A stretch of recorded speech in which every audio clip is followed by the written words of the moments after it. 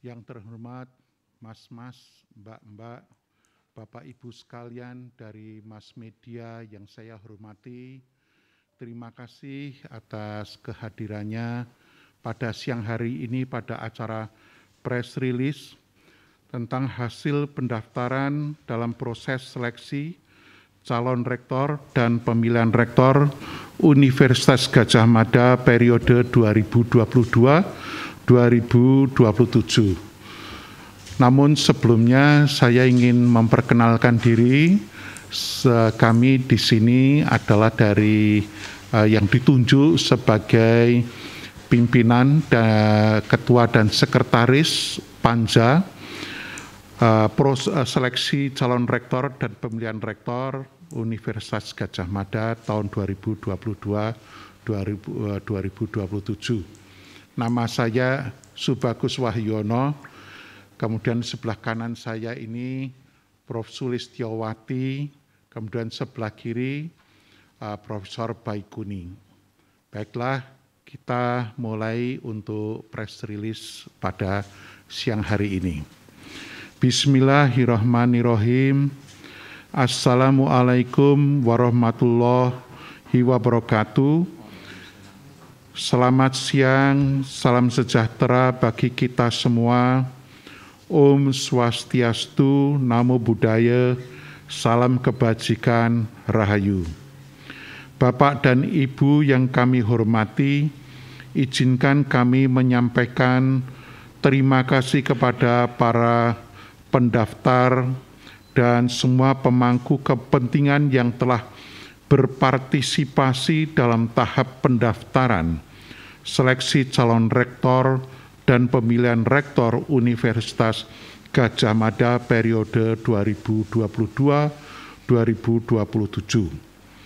Pada kesempatan ini, kami perlu menyampaikan bahwa tahap pendaftaran seleksi calon rektor dan pemilihan rektor Universitas Gadjah Mada periode 2022-2027 telah terlaksana dengan baik.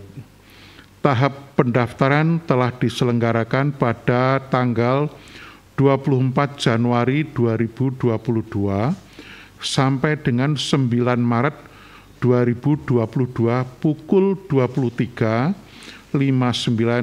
WIB.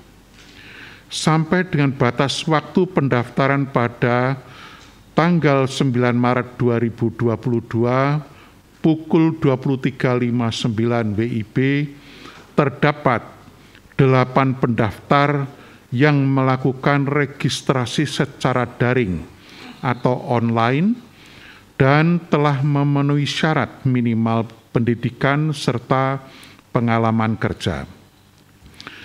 Kepada 8 pendaftar tersebut telah diberikan kesempatan untuk melengkapi dan menyempurnakan dokumen administrasi sebagaimana menjadi persyaratan dalam tahap pendaftaran pada seleksi calon rektor dan pemilihan rektor Universitas Gadjah Mada periode 2022-2027. Hingga batas waktu yang dimaksud, 7 pendaftar berhasil melengkapi dan menyempurnakan keseluruhan persyaratan administrasi dalam tahap pendaftaran seleksi calon rektor dan pemilihan rektor Universitas Gadjah Mada periode 2022-2027. Berdasarkan hasil rapat panitia kerja seleksi calon rektor dan pemilihan rektor Universitas Gadjah Mada periode 2022-2027 pada tanggal 12 Maret 2022 dapat disampaikan hal-hal sebagai berikut. 1. Nama pendaftar seleksi calon rektor dan pemilihan rektor Universitas Gadjah Mada periode 2022-2027 yang telah berhasil mengisi dan mengunggah dokumen secara lengkap melalui HTTPS seleksi rektor UGM ACID adalah 1. Profesor Dr. Ali Agus DAA, DEA IPU ASEAN Eng. 2. Profesor Dr. Insinyur Bambang Agus Kironoto. 3. Profesor Dr. Insinyur Din Darlianto STM Eng. 4. Dr. Insinyur Irawadi CES. 5. Profesor Dr. Ova Emilia M.Med. SPOG Konsultan PhD. 6. Profesor Dr. Sigit Rianto SH LLM. 7. Profesor DRH Teguh Budi Pitoyo MP PhD. 2. Ketujuh pendaftar sebagaimana dimaksud pada angka 1 juga telah menyerahkan dokumen fisik secara lengkap kepada Panitia Kerja Seleksi Calon Rektor dan Pemilihan Rektor Universitas Gadjah Mada periode 2022-2027. Setelah selesai tahap pendaftaran, Panitia Kerja Seleksi Calon Rektor dan Pemilihan Rektor Universitas Gadjah Mada periode 2022-2027 akan melakukan seleksi administrasi yang akan dimulai pada tanggal 24 Maret 2022. Dalam proses ini yang akan dilakukan adalah memeriksa kelengkapan dokumen dan memverifikasi keabsahan dokumen para pendaftar. Proses ini akan diselesaikan paling lambat pada tanggal 6 April 2022. Hasil seleksi administrasi akan disampaikan kepada publik sebagai bentuk transparansi dan sekaligus untuk mengumumkan pendaftar yang lolos pada tahap tersebut. Berikutnya, kami berharap untuk dapat menerima banyak masukan dari publik melalui forum aspirasi yang akan diselenggarakan pada tanggal 18 April 2022 hingga 29 April 2022. Demikian informasi dan perkembangan proses seleksi calon rektor dan pemilihan rektor Universitas Gadjah Mada periode 2022-2027. Tertanda Ketua Panitia Kerja Seleksi Calon Rektor dan Pemilihan Rektor Universitas Gadjah Mada periode 2022-2027. Demikianlah Bapak Ibu press release yang kami sampaikan pada siang hari ini. Selanjutnya apabila pertanyaan silakan disampaikan, kami akan memberikan keterangan jawaban yang sebaik-baiknya dan sejelas-jelasnya. Terima kasih. Assalamualaikum warahmatullahi wabarakatuh.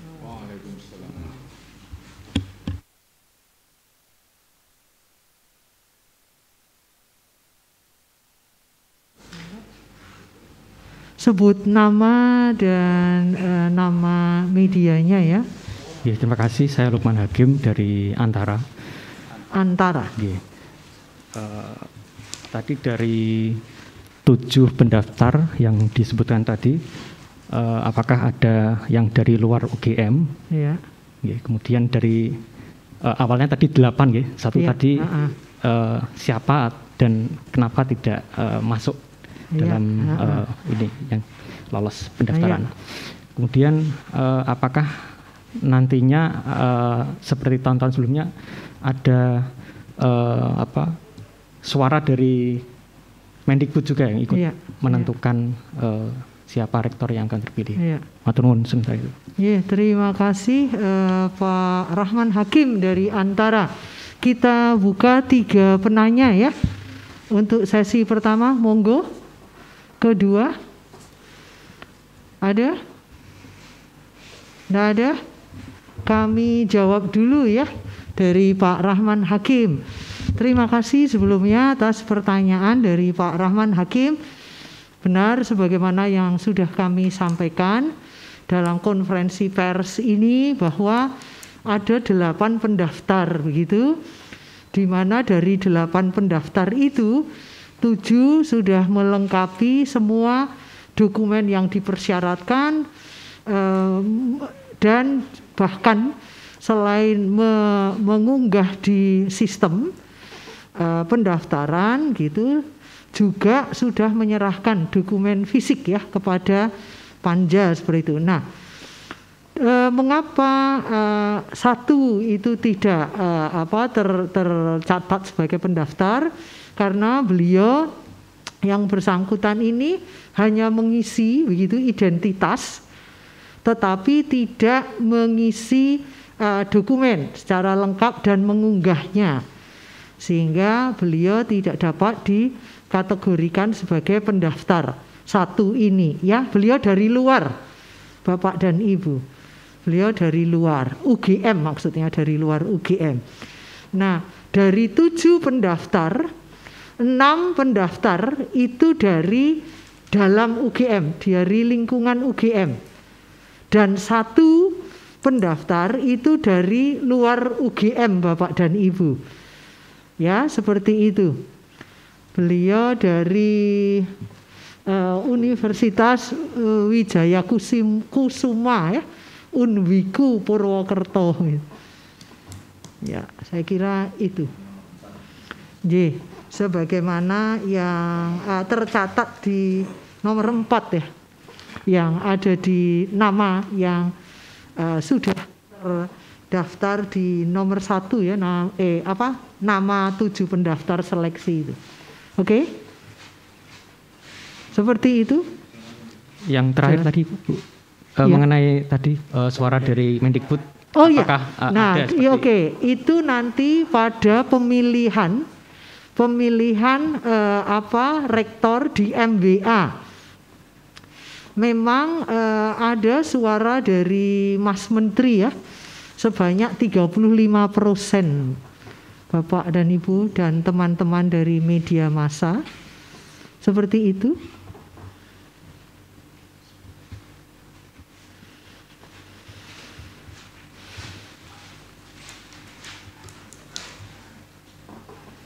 Monggo. Lain kami persilakan. Pertanyaan lain, monggo. Monggo.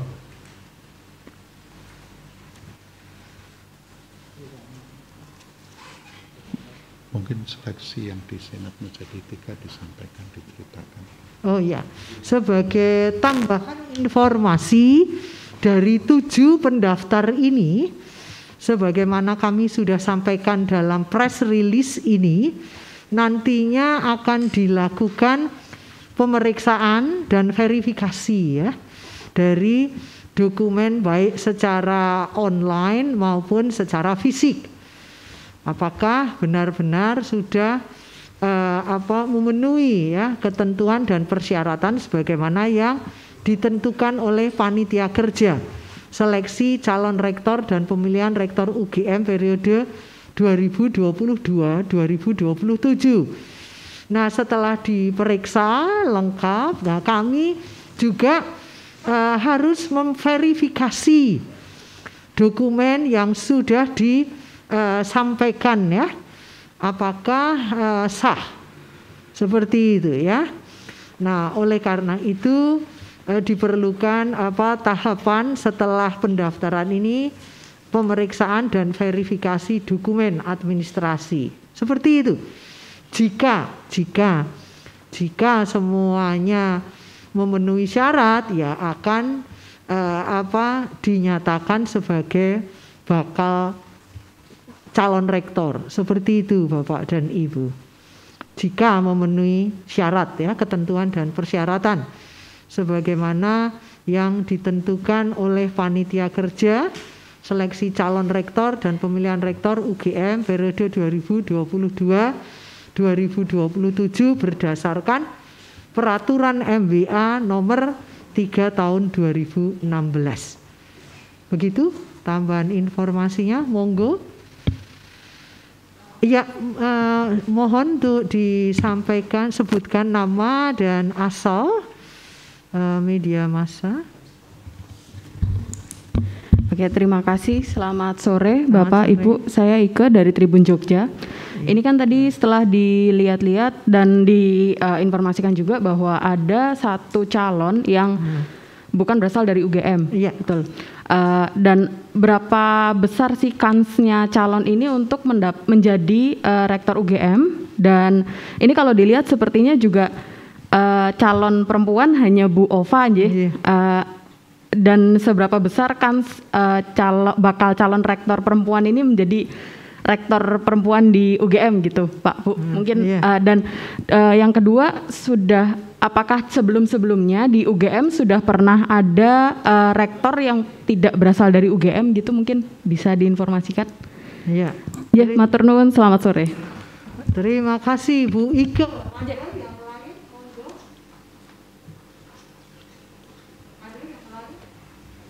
Selain Bu Ike, kami tunggu. Tidak ada? Oke, kok tidak ada, kami menjawab ya pertanyaan dari Bu Ike. Saya jawab, nanti coba dilengkapi. Matur nuwun. Terima kasih Bu Ike untuk pertanyaannya dari Tribun Jogja. Satu calon itu memang berasal dari luar UGM ya, yang ditanyakan berapa besar kans gitu ya atau kesempatan beliau ini untuk menjadi rektor UGM. Nah, ini ya tergantung dari apa ya, jika beliau ini memang secara administratif itu memenuhi ketentuan persyaratan, maka beliau akan dinyatakan sebagai bakal calon rektor. Dan jika beliau juga nantinya setelah dinyatakan sebagai lolos sebagai bakal calon rektor dan kemudian dilakukan seleksi oleh anggota Senat Akademik Universitas Gadjah Mada, beliau mampu menyampaikan program kerja sesuai kebijakan umum Universitas Gadjah Mada, dan beliau juga mampu menjawab semua pertanyaan yang diajukan oleh tim panelis seperti itu, dan beliau juga menguasai dan mampu menyampaikan 5 kriteria penilaian Bapak Ibu sebagaimana yang diatur di pasal 16 peraturan MBA nomor 3 tahun 2016 gitu ya. Nah, itu maka ya beliau punya kans yang besar sepanjang memang beliau itu memenuhi syarat yang ditentukan di dalam peraturan MBA, yaitu yang pertama, beliau adalah dosen PNS, ya, satu itu harus terpenuhi, doktor gitu, ya, dan ini sah ya, dinyatakan ijazahnya. Nah, jika beliau dan punya pengalaman, ya, pengalaman secara manajerial gitu ya. Pernah menduduki jabatan struktural seperti itu, karena di dalam dokumen atau formulir yang harus diisikan ada persyaratan itu, ya, seperti itu, minimal 2 tahun. Nah, dan juga memenuhi ke 13 persyaratan lainnya seperti itu, yaitu tidak pernah melanggar etika, tidak pernah melakukan tindak pidana seperti itu ya, dan yang lainnya. Jika beliau ini memang memenuhi persyaratan itu, ya kansnya besar seperti itu ya, dan memang menguasai nilai-nilai dan jati diri UGM, pengembangan pengetahuan di bidang akademik di UGM seperti itu ya. Kelima kriteria penilaian ini memang mampu disampaikan dengan baik pada saat presentasi ya dalam program kerja itu, dan juga ada di daftar riwayat hidup tuh mampu menyampaikan surat motivasi beliau itu sebagai untuk mendaftar sebagai calon rektor, kemudian juga narasi personalnya dari sana itu memang memenuhi kualifikasi sebagai bakal calon rektor, mampu nanti lolos seleksi di SA, bisa meningkat menjadi calon rektor, dan apabila beliau terpilih nantinya menjadi 3 calon rektor gitu di SA, dan kemudian akan diteruskan ke MBA. Apabila oleh MBA dinilai beliau ini memenuhi syarat, ya kansnya besar begitu, Bu Ika dan Bapak Ibu yang lain. Saya kira untuk yang dari luar seperti itu, sepanjang syarat minimalnya dipenuhi, kemudian 5 kriteria penilaiannya itu juga mampu disampaikan dengan baik seperti itu, dan juga presentasi program kerjanya membawa UGM itu jauh lebih maju, menjulang tinggi gitu ya. Nah, itu baik gitu ya. Demikian juga mampu menjawab semua pertanyaan dari tim panelis dengan baik. Ya, tidak ada halangan bagi beliau untuk terpilih sebagai rektor UGM. Persyaratannya itu. Jadi persyaratan minimal dan program kerja dan yang lain-lain harus benar-benar dapat dipersiapkan dan diberikan dengan sebaik mungkin seperti itu, karena memang seleksi berdasarkan itu, dan nanti pemilihan pun juga akan dilakukan secara ketat ya, berdasarkan kriteria penilaian yang sudah ditentukan berdasarkan peraturan MBA. Nah, demikian jawaban atas pertanyaan yang kedua, seberapa besar kans Prof. Ova untuk menjadi rektor. Sebelumnya pernah ada rektor seorang ibu gitu, yaitu Prof. Dwi Korita gitu ya, pernah UGM dipimpin oleh seorang ibu gitu ya.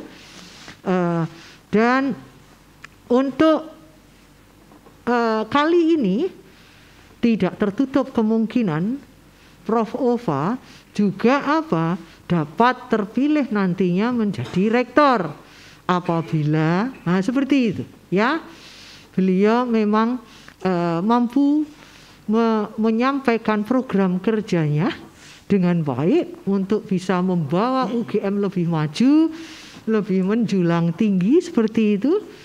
5 kriteria penilaiannya itu mampu dijawab, dipresentasikan dengan baik seperti itu. Demikian juga mampu menjawab pertanyaan dari tim panelis dengan baik dan benar, sehingga meyakinkan ya anggota Senat Akademik Universitas Gadjah Mada dengan baik dan benar, ya beliau pun nantinya dapat lolos seleksi bakal calon rektor menjadi 3 calon rektor yang terbaik seperti itu. Bu Ika, demikian juga nanti di pemilihan di MBA oleh anggota MBA seperti itu. Semua punya kans yang sama seperti itu ya, sepanjang memenuhi tadi persyaratan itu. Saya kira itu monggo akan dilengkapi. Saya kira lanjut pertanyaan aja ya. Ini jadi kita mempunyai equal lah untuk nanti rektornya itu antara laki-laki atau pria dan wanita itu sama. Baik juga yang dari UGM ataupun luar UGM, persyaratannya untuk bisa terpilih itu sama. Jadi bagaimana nanti yang seperti yang disampaikan Prof. Sulis tadi, bahwa ini dilihat dari performa dari masing-masing. Kira-kira gambarannya seperti Baik, selanjutnya kami persilakan Bapak, Ibu, Mas-mas, Mbak-mbak yang lain untuk monggo Mas.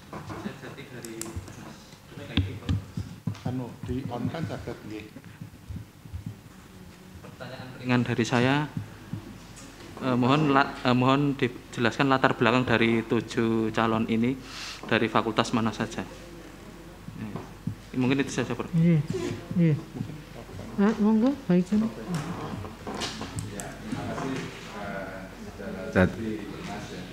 Pertama, kita panja apresiasi terhadap semua yang telah mendaftar dan memenuhi syarat semua itu, dan inilah orang-orang top terbaik dari lingkungannya yang akan berkompetisi menjadi calon rektor dan nanti bila terpilih akan jadi rektor.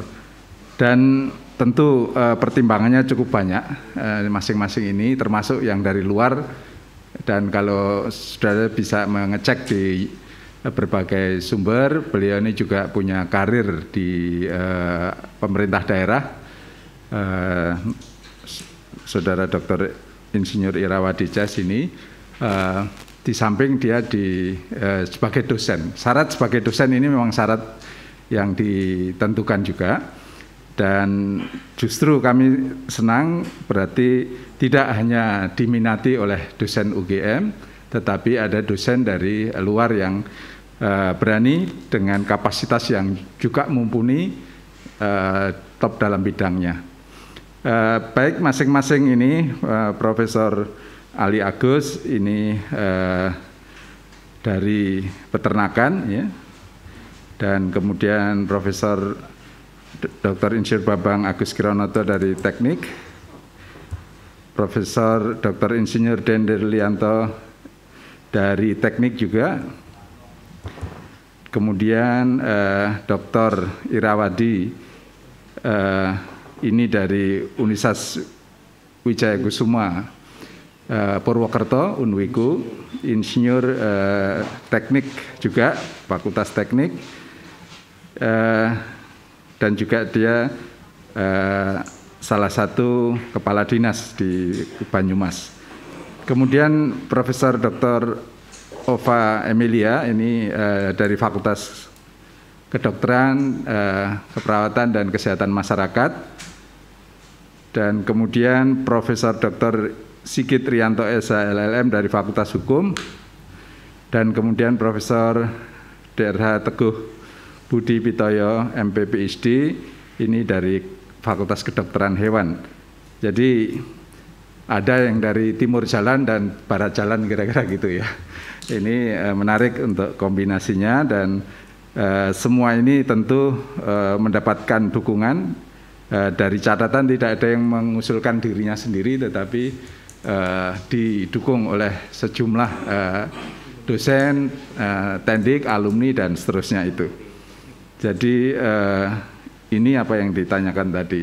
Dan nanti menambahkan ada forum aspirasi masyarakat kampus di bulan puasa, berarti ya, antara tanggal 18 sampai 29 itu kita akan menyelenggarakan public expose discussion atau bahkan debate terhadap program-program yang akan ditawarkan oleh masing-masing itu.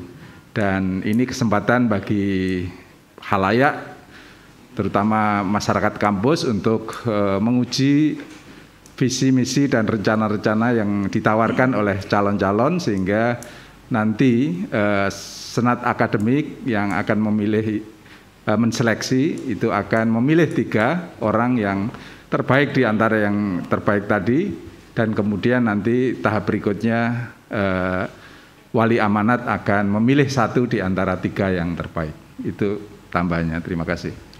Matur. Posisi saat ini masih menjabat apa, misalnya Prof. Ali Agus di peternakan sebagai apa gitu, Prof? Dia mantan dekan 2 periode kemarin, dan kemudian Pak Bambang Agus Kironoto wakil rektor, Profesor Din di Pusat Studi Energi, Kepala Pusat Studi Energi masih ya, Lalu Pak Irawadi ini di samping dosen juga kepala dinas PU Kabupaten Banyumas, Ibu Ova dekan, Profesor Sigit mantan dekan, Profesor Teguh dekan aktif ya. Dekan Fakultas Kedokteran Hewan. Ya, ini kita urutkan namanya bukan prioritas ya, tetapi abjad dari A, B, nama C, ya. Sampai. Ya, begitu. Mas Jati, ya. Masih ada lagi, kami persilakan, monggo. Ya, Ika. Pak Irawadi itu kalau saya searching di Google, beliau sekarang jadi asisten beliau jadi asisten perekonomian dan pembangunan di Kabupaten Banyumas. Iya. Kalau misalnya nanti terus terpilih jadi calon rektor UGM, apakah harus mengundurkan diri gitu jadi asisten atau pripun gitu, Pak Bu? Matur nuwun. Oke. Kalau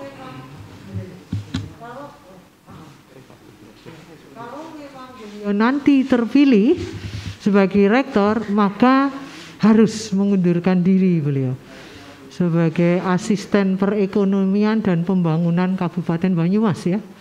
Ya.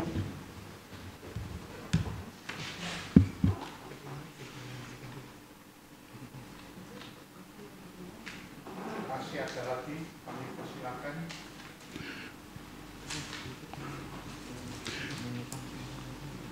Jadi dari nama-nama yang ada di list ini sebenarnya kita lihat track record-nya mereka sangat-sangat baik sekali, sehingga kami positif bahwa kita akan mendapatkan rektor yang ke depan itu adalah sangat baik.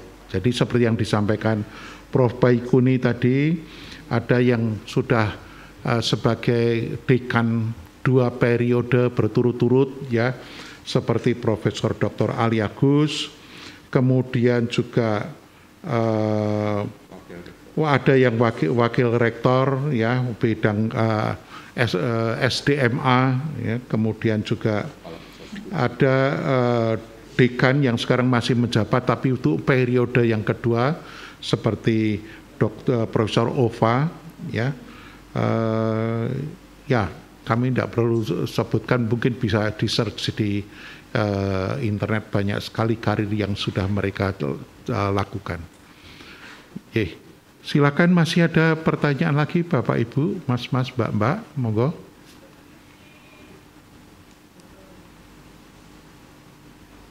Yakin tidak ada informasi yang diperlukan?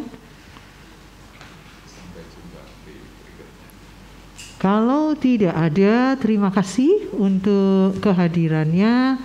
Terima kasih untuk partisipasinya dalam konferensi pers pada siang hari ini. Kita jumpa lagi pada kesempatan berikutnya. Saya kira itu.